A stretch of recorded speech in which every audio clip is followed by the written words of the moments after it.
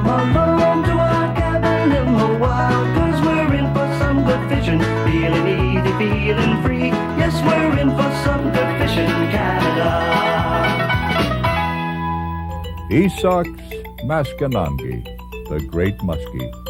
He's been the focal point for more stories and folklore than any other freshwater game fish known to mankind. Truly the heavyweight champion of all North American waters.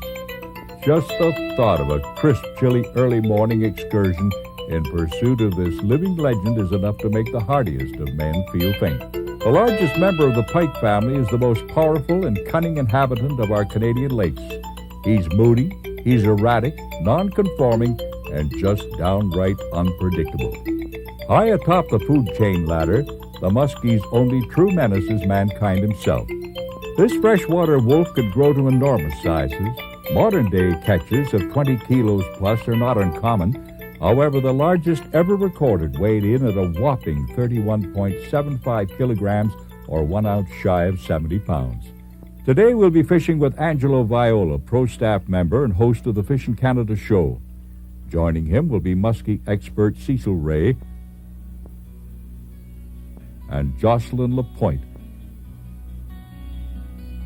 Joining our pro staff will be noted fisherman Jack Williamson, along with muskie hunter Brian Bremner. This fierce predator can be found in the northeastern sector of the continent, with his primary range starting at the Great Lakes, St. Lawrence River area, and north. Hydrographic maps are an absolute must when hunting these elusive creatures. Look for those protruding underwater points that are the closest to the main deep water channel of the lake. But don't discount the shallows. You know, muskie can be caught anywhere from shore to drop-off, depending on conditions, food base, and, of course, the time of year. It's 5:30 p.m., a chilly November evening, and the sun is just setting on Chemong Lake. See, so we're coming back up to that ridge that you were talking about this morning on the way out. Now, that's an actual break that you found on the deeper parts here.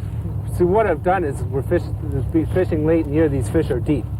But what I'm trying to do is find some structural elements close to deep water. And what I've got is a little underwater point or ridge. It's just something a little bit different. Something different. Sometimes will hold a fish on the end of it. And that's so important, especially this time of year. I know it's important all year, but especially in the fall when you're out fishing for muskie or even walleye, that break within the break, I guess is really how it's referred to, really makes a difference because they congregate in those areas. And I should explain what type of break. Say you're fishing 15 feet of water, that break may only come up 3-4 feet, that underwater hump, but it's just enough. It's that little bit of different structure, and it's so important. You know, this time of year the fish are moving out of that shallow water.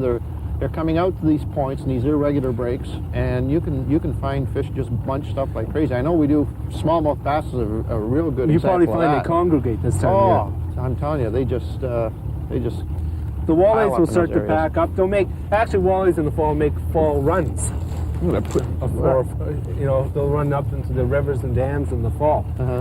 But in the daytime when you're out muskie fish, I personally recommend trying to fish some of the deeper structure for the fish.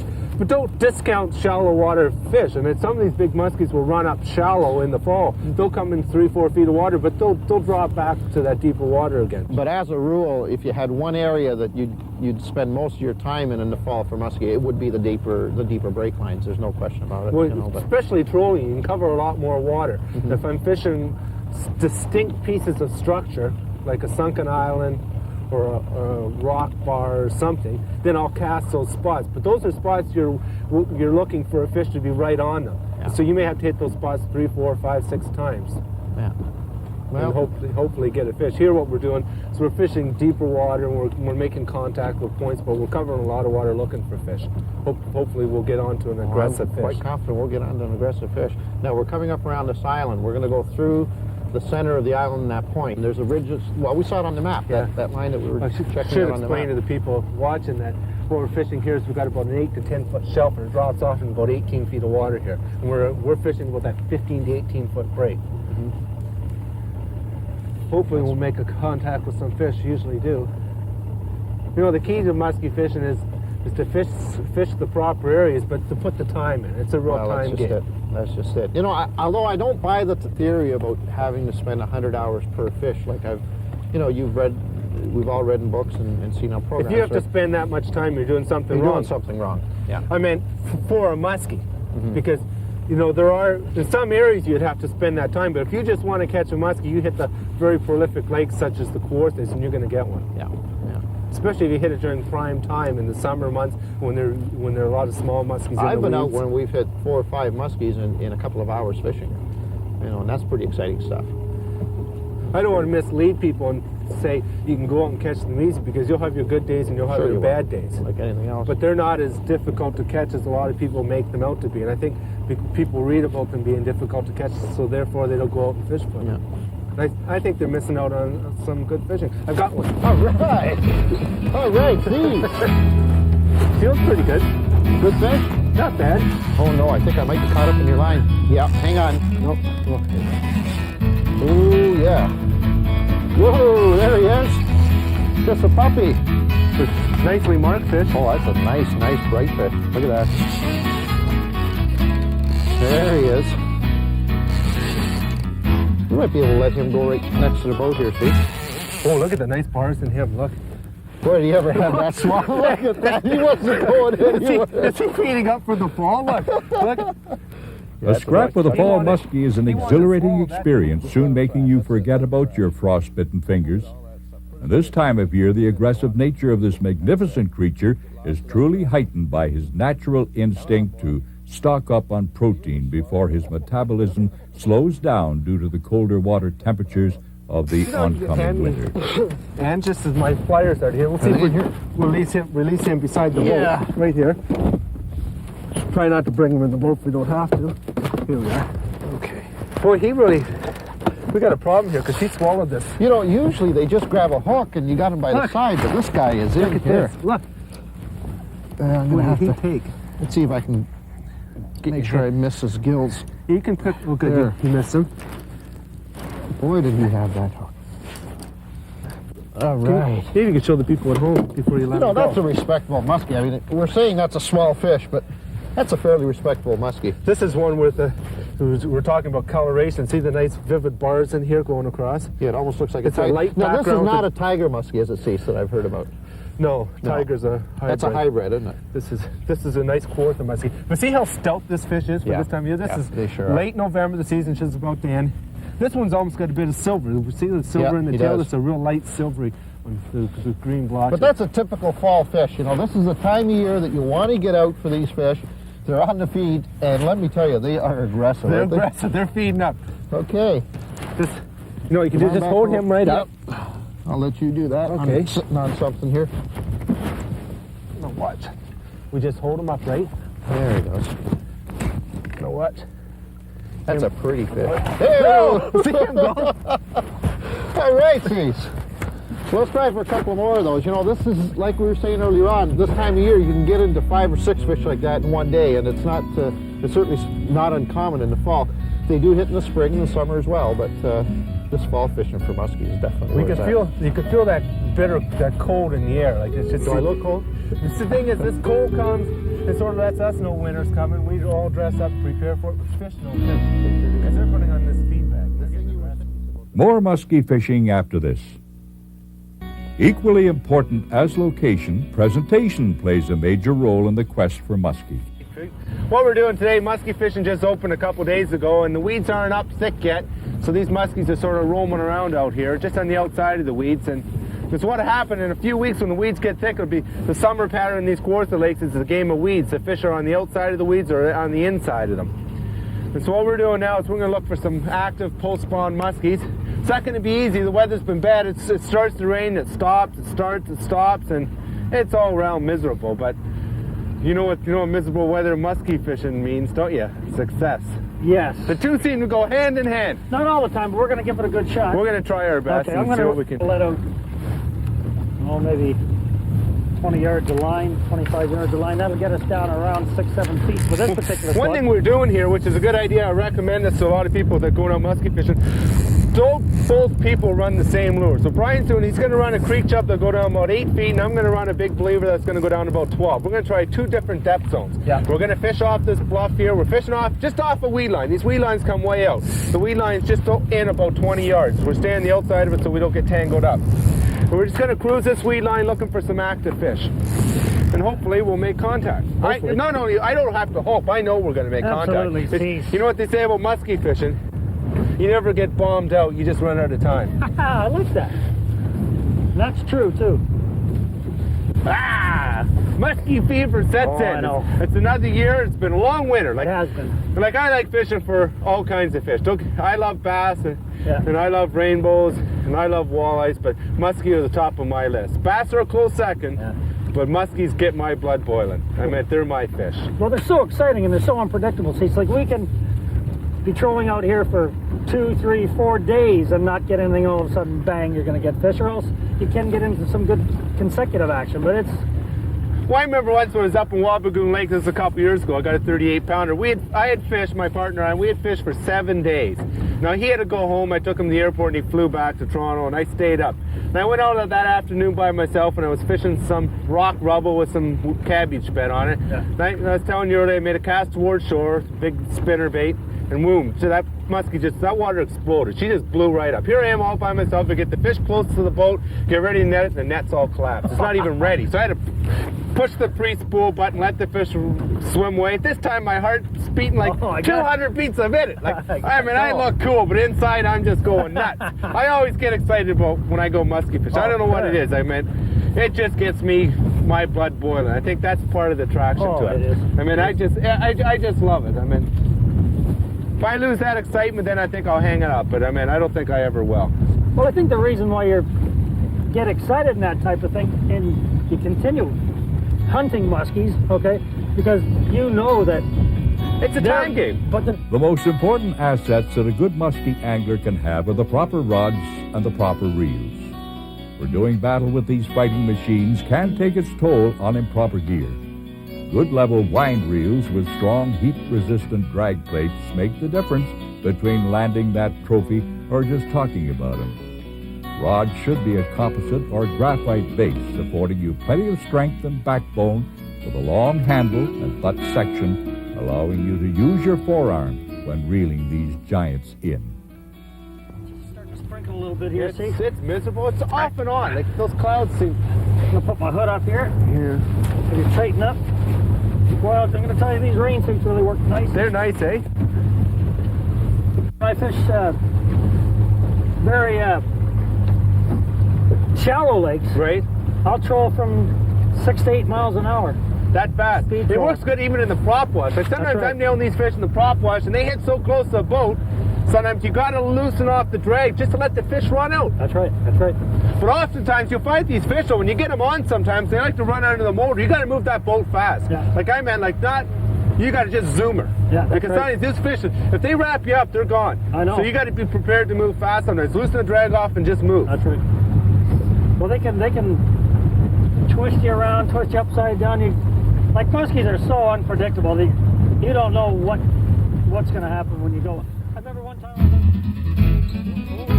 Look out! Oh, man! Wow! We got a looker. Send this boat before.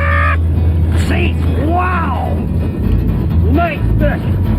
That's what we call a duker. Okay, we'll just take our time. That is a duke. That is a duke. Wow! See? That net. How you feel, Brian? That might be a wall hanger, see? Get him, brother! Get him! Get him, Cece! Wow! Exciting? You bet it's exciting. Like Cecil said, there's something about catching muskies that is unparalleled in any other form of angling. It's pure, raw, uncensored emotion. You lose touch with reality. You're oblivious to your surrounding, and your only focal point is that monster. Is it the fight? Is it the hunt? Or just knowing that you did battle with the champion of champions and won? Brian, lift him up, he's yours. That's a big Kawarthas Lakes muskie. That's a good fish. We worked hard for this fish. We sure did. They don't always come easy, but for big fish, if you're willing to stick it out and fish some of these deeper break lines, it'll pay off. This is what we did. It hasn't been easy. We've got soaking wet. We've been fishing in miserable weather for 2 days, but we scratched one out. That's a beauty. What do you think? I should put this guy back, or do you think he's a wall If guy? you want to mount him, he'll look nice in the wall. That's a trophy. Yeah, maybe I will keep this guy for a trophy. See? It's been a real blood and guts. It's been a pleasure, Brian. Sorry about almost putting you in the lake. You know, I'm so nervous here, my knees are just shaking. I haven't caught one.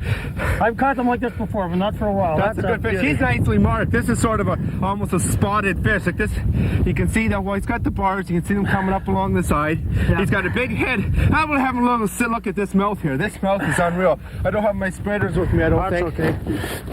That fish is 4 feet long. See? Yeah. It's fish like this just get musky guys' blood boiling. They go nuts. Guys, stay awake and think about catching fish like this. They buy tons of lures. Yeah. They read all kinds of books. They fish in all different kinds of weather. Just to get out and catch a fish like this. That's a nice And believe me, they don't come easy, but when they come, it's well worth it. It sure is. And all I can say is the people at home, the guys that haven't caught big fish, don't get down on yourself. Just stick it out. Because I tell you, it's a matter of time before you get one. It's a waiting game, but it's worth the wait, though, see? We've kept this fish. Brian's going to put this one on the wall, but really we release most of the fish. We do. At Fish in Canada, our motto is catch your limit, but limit your catch, man. That's a nice we don't begrudge anybody for keeping a trophy. Don't get us wrong or keeping a couple fish deep. That's right. But try to release a few fish. Absolutely. Well, that will be the only muskie that I'll keep for the rest of this year, even if I caught a 35-pounder. This is the one that I decided. Don't go away. More action coming up. The mighty St. Lawrence River is one of the most prolific muskie-producing areas of the North American continent. Here on Lake of Two Mountains near Lachine, Quebec, Jocelyn Lapointe, our host and pro-staff member for the French edition of the Fish in Canada show, spends most of his waking hours in pursuit of the freshwater wolf. This ever-flowing waterway is the perfect world for the mighty muskie. Abundance of forage, excellent structure, and the room to roam freely all add up to an extraordinary angling experience.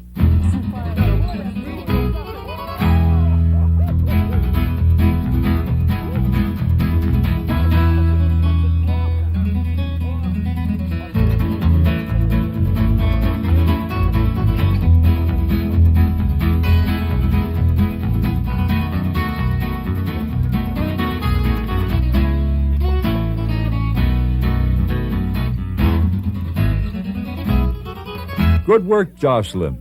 Incidentally, this fish weighed in at just over 35 pounds. And of course, sometimes you catch them when you least expect it. Here, Jack finds out what they're like on light bass tackle. Oh, son! Well, here he comes. Look here, Diesel. Put your mitts around him. Okay, now drop it. That crap's right in his jaws, so we don't have to worry about the hook. Using a net on these fish can be harmful if live release is to be practiced. However, be very careful when you're handling the fish so as to not harm him or yourself.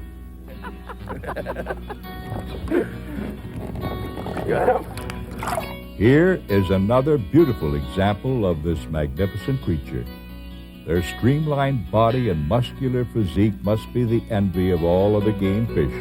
After all, he is the champion of champions. All right. Give him a little kiss, Jack. Yeah. That one, all that slime all over him.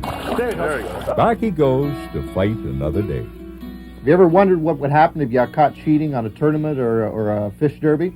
Well, this week on Conservation Corner, Rick Morgan from the Federation of Anglers and Hunters gives us a little bit of insight. Rick? We've all heard stories about people cheating. We've heard about them cheating in tournaments and derbies. There's never been, to my knowledge, a case, though, where we could really get some hard evidence. This time we did. It was in the Molson Big Fish contest. It was in the live release category. And of course, we all promote live release. The Federation of Anglers and Hunters and Fish in Canada have been talking about it for ages. We want those muskies back in the water, but the problem is that then all you've got is a photograph to examine. At the time of judging, we looked at the photos. We said there's something fishy about these entries, but we couldn't prove it. So we kept investigating. We declared these fish as high as first place. We kept on it. Knowledgeable muskie fishermen in Canada and the United States kept investigating. Our staff kept investigating. And finally, the people who caught the fish admitted they must have made a mistake. A mistake? Probably, hopefully. But at any rate, they were stripped of the prizes. They lost their money. They lost their outboard motor. They lost their rods and reels, and they're no longer in the top spot in the Molson Big Fish contest. The prizes have been re-awarded. We'll be tough in the future. We'll be checking in the future. And it's one more case of anglers working to keep everyone honest. Come along.